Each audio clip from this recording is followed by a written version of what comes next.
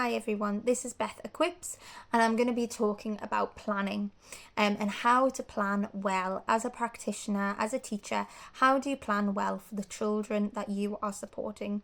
So there are 3 things that you need to know to plan well for your children.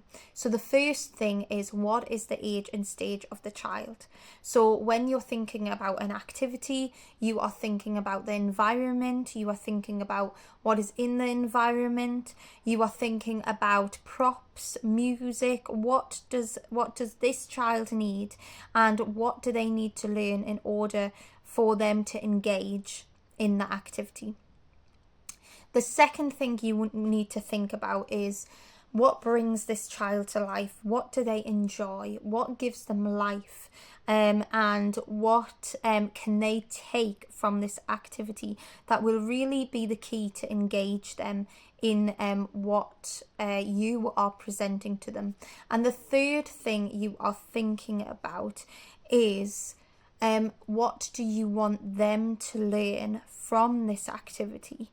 Now, with planning, it can be a little bit tricky because sometimes with children, you plan an activity and the thing that you want them to learn and you want them to take isn't exactly what they take. They might take something else, and that's great. But for some activities, it's very easy to say, right, well, this is what I want the child to learn and this is what I am going to be focusing on. So when it comes to activities, and for example, I'm going to use Oh MacDonald Had a Farm. So when I do Oh MacDonald Had a Farm, I always think about, what do I want the child to learn?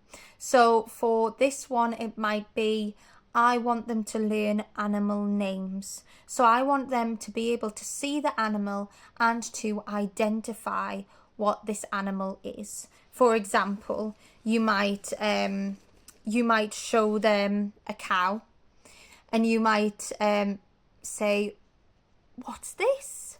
So Old MacDonald had a farm, E-I-E-I-O, and on that farm he had a... and see what the child says. Another thing is, if the child's a bit older, you might want them to be able to identify what animals live on a farm. So you might present them with a tiger, and they might say, that doesn't live on a farm. And you can respond with, yeah, you're right.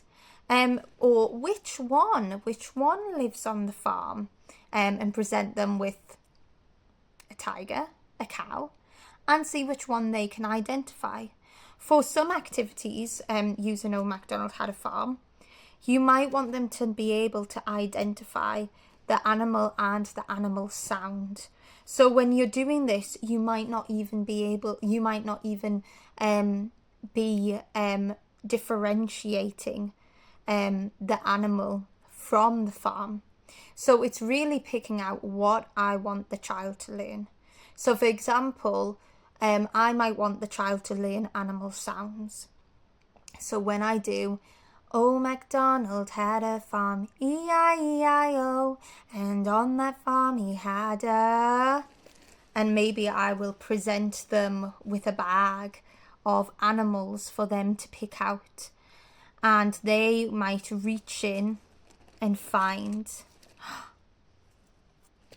crocodile. What does a crocodile do? Snap. Well done. A crocodile goes snap, snap, with a snap, snap here and a snap, snap there. Here a snap, there a snap, everywhere a snap, snap. And doing this is a great way of being able to say, this is what you are learning. And from this activity of being able to identify sounds and animal sounds, that child can really secure and be able to identify, this is the animal, this is a sound. And then beyond that, as the child grows, then you may be focusing on what animals live on a farm. But when planning activities, it's really important to be able to pick out and glean what I want this child to learn, because then you can extend that learning and focus on a different area doing the same activity. And that means that planning is a lot easier. It's not hard to be able to pick out, we're going to do this week because last week we focused on this area, and really take your time on it as well. Do this activity multiple times so that a child is secure in what you are wanting them to learn. So thank you so much for listening, and I hope to see you again soon.